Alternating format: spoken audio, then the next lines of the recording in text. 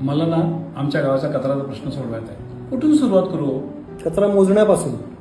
हा, तो कसा मोजायचा? सोपं आहे. सॅम्पल सर्वे केला तर तो चांगला, तो सायंटिफिक मेथड आहे. पण आपण ठोकताळा लावू शकतो. मला सांगा की तुमच्या गावाची लोकसंख्या किती आहे? आमच्या गावाची लोकसंख्या एक 40-50 हजार असेल. 50,000 धरून चालू. मला सांगा की प्रत्येक घरात जर 4 ते 5 माणसं असतील तर म्हणजे 10 ते 12,000 घरं झाली. हो, 10,000 तर नक्की. लक्षात ठेवा, एका घरात 1000 ते 1200 ग्रॅम कचरा डेली तयार होत असतो. म्हणजेच 10 ते 12 टन डेली कचरा तुमच्याकडे तयार होतोय. आणि या कचऱ्यापैकी 70% कचरा हा ओला कचरा आहे. म्हणजे 60 टन कचरा ओला कचरा आहे तुमचा आणि उरलेला 3 टन कचरा सुका कचरा आहे.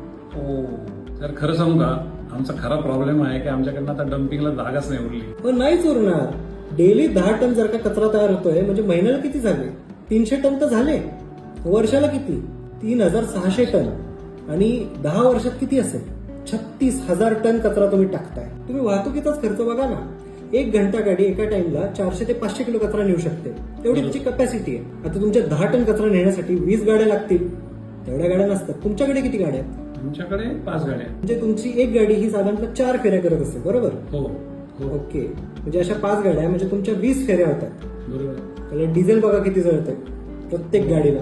शिवाय ड्रायव्हर, हेल्पर, त्याचा पगार आहे, नाटक आहे. हा, एवढे खर्च आहेत तुम्हाला महिन्याला फक्त कचरा इकडून तिकडे नेण्यासाठी.